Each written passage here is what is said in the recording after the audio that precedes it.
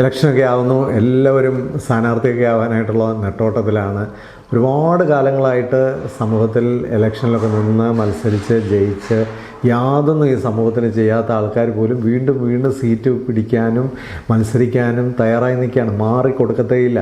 ഇനി പുതിയതായിട്ട് ഒരുപാട് പേര് വരുന്നുണ്ട്. എന്താണ് അവരുടെ ദൗത്യം, എന്താണ് അവരുടെ ലക്ഷ്യം, എന്താണ് അവർ ഈ ഇലക്ഷന് മത്സരിക്കുന്നതിലൂടെ സമൂഹത്തിന് ചെയ്യാൻ ആഗ്രഹിക്കുന്നതെന്ന് ചോദിച്ചാൽ അവർക്ക് പ്രത്യേകിച്ച് ഒരു ഉത്തരങ്ങളുമില്ല. ഇനിയും പല സ്ത്രീകളുടെ സീറ്റിലും മത്സരിക്കുന്നത് രാഷ്ട്രീയപരമായിട്ട് യാതൊരു ദർശനമുള്ള ആൾക്കാരല്ല. അവരൊക്കെ ചിലരുടെ ഭാര്യമാരാണ്, അമ്മായിയമ്മയാണ്, അമ്മയാണ്. ഇങ്ങനെയൊക്കെയുള്ള ബന്ധങ്ങൾ കൊണ്ട് ആ സീറ്റുകളൊക്കെ അവരുടെ കുടുംബത്തിൽ തന്നെ ഉറപ്പിച്ച് നിർത്താനുള്ള പരിപാടിയാണ്. വേറെ കുറേ ആൾക്കാർ ഇതിൻ്റെ പുറകിന് നടക്കുന്നത് എന്തിനാണെന്ന് ചോദിച്ചാൽ ഇതൊന്നും കിട്ടുന്ന വരുമാനവും ഇതൊന്നും കിട്ടുന്ന പേരും പെരുമയും ഒക്കെ ഉപയോഗപ്പെടുത്താനാണ്.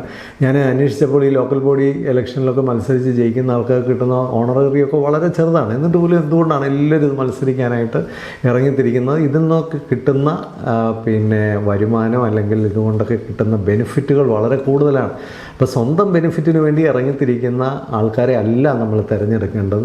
നമ്മുടെ നാടിന് ഏതെങ്കിലും തരത്തിൽ ഗുണമുള്ളവരാണോ അവരൊന്ന് നോക്കുക. ഇതുവരെയുള്ള അവരുടെ ജീവിതത്തിൻ്റെ ഇൻറ്റഗ്രിറ്റി, ഇതുവരെയുള്ള അവരുടെ ജീവിതത്തിൻ്റെ ഫോക്കസ്, ഇതുവരെയുള്ള അവരുടെ ജീവിതത്തിൻ്റെ സ്വഭാവം, ഇതൊക്കെ വിലയിരുത്തിയും ഒക്കെ വേണം നമ്മൾ ഇലക്ഷനിൽ ഒരാളെ സെലക്ട് ചെയ്യാനായിട്ട് അല്ലെങ്കിൽ വോട്ട് ചെയ്യാനായിട്ട്.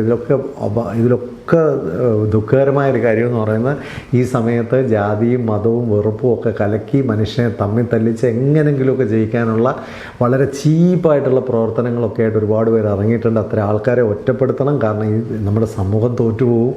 നമ്മുടെ സമൂഹം ജയിക്കട്ടെ, നമ്മുടെ നാട് ജയിക്കട്ടെ. എല്ലാവർക്കും ആശംസ.